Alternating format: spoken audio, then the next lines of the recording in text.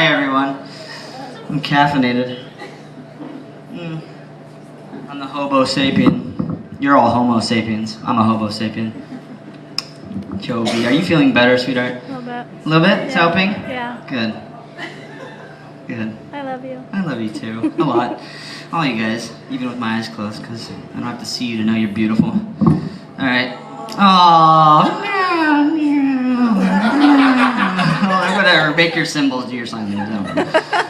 Okay, real quick. Have you guys been paying attention to what's going on with this thing with the White House poetry reading? This affects us poets, you know? Yes, because of you. Yeah, Yes. and they invited Common, which is funny because he was originally known as Common Sense when he first came on the scene. So it's kind of funny that Fox News doesn't want common sense in the White House. I don't know. I think that's a little funny. No, he just goes by Common, but yeah, they're making a big stink. That O'Reilly bastard, Yeah. and Hannity and all those idiots, and so I just think it's because he supported cop killers, which really he just doesn't think that they're guilty of the crimes that they're accused of committing, and one of them is in Cuba as in exile and all that, and he went to visit. It's just like a big deal. But you know what? He's going anyways, and I think that's amazing. I think we should all support him, send letters, do whatever. Yeah, fellow poet, man, fellow poet, taking heat for doing his thing, for being a poet, and that's the thing.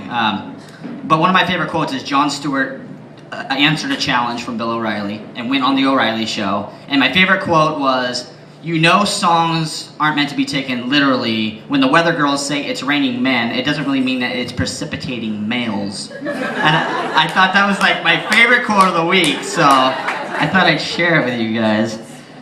Slide whistle. That's for later. That's for later. It's sexy. So, anyways, this little piece is called. Oh.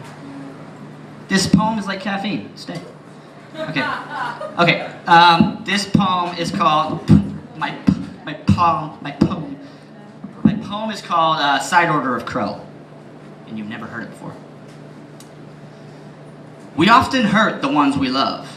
I admit those words fit me like a glove, but just a little less snug. I guess more like an oven mitt, because when my goose is cooking, they're always there to give the spit a turn to ensure that I don't get burned, graciously basting me with unearned mercy and affection, kindly keeping me warm in their instruments of convection, wise enough to know that the plates closest to perfection take the most time due to seasoning and tedious preparation.